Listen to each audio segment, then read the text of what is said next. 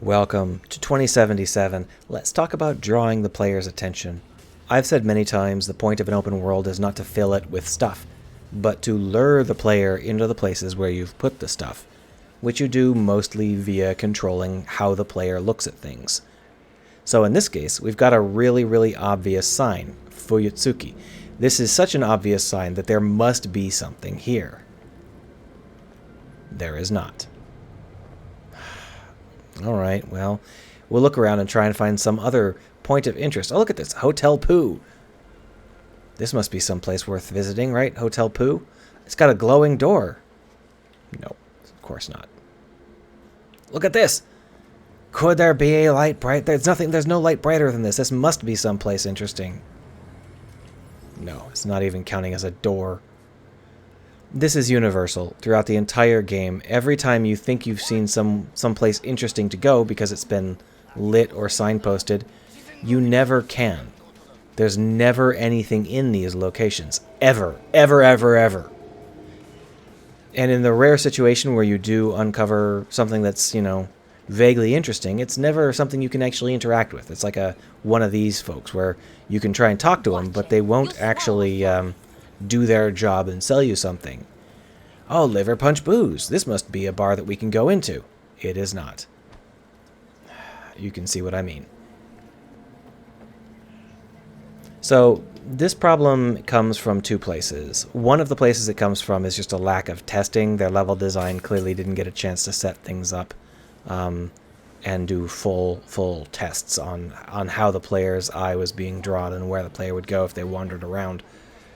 That's why they focus so hard on not letting the player wander around. They call you constantly anytime you go anywhere. Now you can eventually get all of the phone calls, which is what I've done, which is why we're not getting any now. But they really pressure you to not just look around, but instead follow your mini-map and your pop-up HUD icons.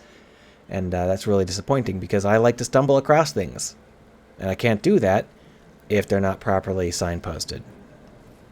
The other problem, though, is ads. The game is based around the idea that ads are annoying. Look at all these ads. How annoying. We must be in a post-apocalypse or a dystopia because of all of these ads. But ads are built to draw people's attention. That's literally the whole point of an ad. And they're obviously going to draw the player's attention. So when your ads don't actually lead the player to go to where they're supposed to go, they are a detriment to your game. And you might argue, well, that's the point. They're supposed to be misleading or whatever, but that's really bad design. You don't want to sabotage your own game like that. So, when I find something, it's usually in spite of the fact that there are, eye catches. It's always something that has no eye catches attached to it that's interesting. Anything that has an eye catch attached is not interesting. It doesn't even exist as a thing. Because these ads are intended for in-world ads. They're like, oh, yes, that dude over there in the shorts might want to go to karaoke, but the player can't. Are you kidding? Why would the player want to play karaoke? Jeez, that's only what made Yakuza 0 work. Let's not get into that. But the point here is that this double whammy is a serious issue. It means that wandering around the world is never interesting or fun. And that's a huge shame, because wandering around the world is kind of the point of an open world game. Now, you can use ads in ways that aren't so incredibly stupid and distracting. One of those ways can be found in Cloudpunk. Cloudpunk does it by simply moving all of the ads to locations that are obviously not navigable. So the reason we pay attention to these ads is because they're near street level. So we think that they are intended for us at street level. But if you move the ads upstairs, like say that one over there, the player is not going to think that that is telling that is saying there's something on the street that they should be visiting. This here, clearly something on the street. We should clearly be seeing something interesting here. But once it goes above that, it loses a lot of its punch. We're not like, oh my gosh, those ads over there are clearly telling us where to go. But that ad right there is, that's at street level. Except, of course, there's nothing over there.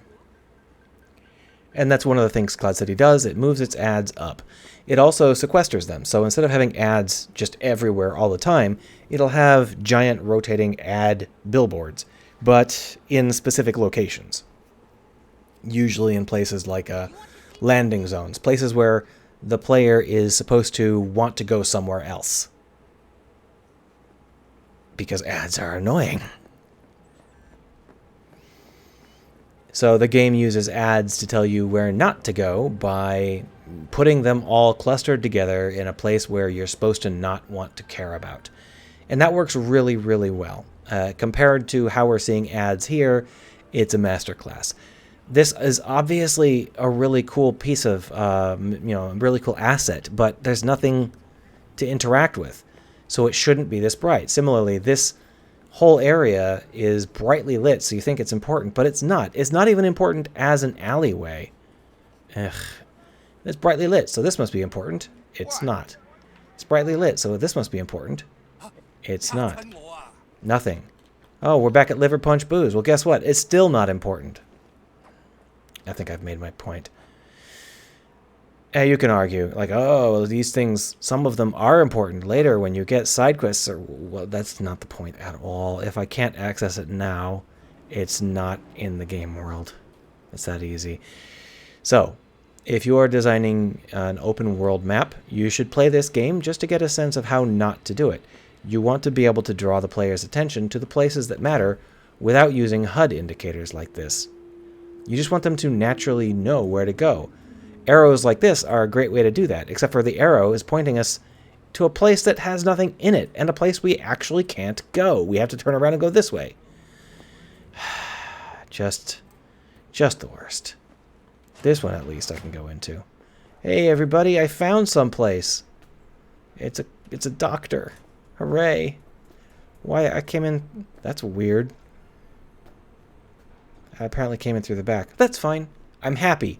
Out of all of my explorations, I finally found something that was signposted correctly. A tiny green light on top of a door. None of the giant brightly lit ads, though, of course not. Let's get you set up.